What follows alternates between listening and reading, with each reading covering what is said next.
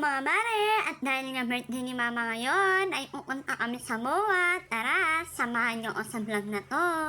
At ayan nga mga mare, sa hinabahaba ng traffic ay nakarating din kami sa wakas. Ma-share ko nga lang mga mare, matagal na pala akong hindi nakapunta dito. At ngayon nga sa wakas ay nakapunta ulit ako at kasama ko pa ang pamilya ko. Kita nyo naman mga mare, bungad pa lang ng MOA ay talagang napakaganda na. Sobrang na-amaze nga sis ay dyan sa pa-fountain na yan mga mare at dumating pa nga sa point na gusto pa nga niyang hawakan yan. At syempre mga mare, hindi pwedeng mawala ang pag-video ko dyan, ang content din yan. At yan, sila nga din daw. At yan mga mare, naglakad-lakad na nga kami at napasok na nga kami sa loob niyan. At may nakita nga akong arosel dyan mga mare at sabi ko nga, ipasakayan nga namin si Sky. Ang sarap pala sa feeling mga mare pag nakikita mong nag-enjoy yung anak mo.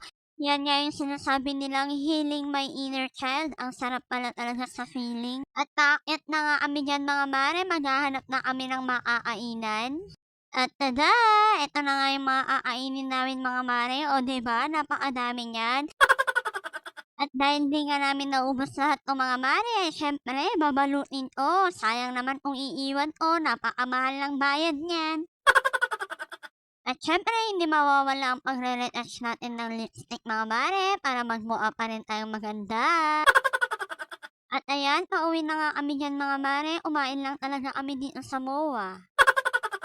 At habang hinihintay nga namin yung binook naming sasakyan namin mga mare, ayan, naglaro-laro muna ang batang makulit. Tingnan nyo naman, tuwang-tuwa siya.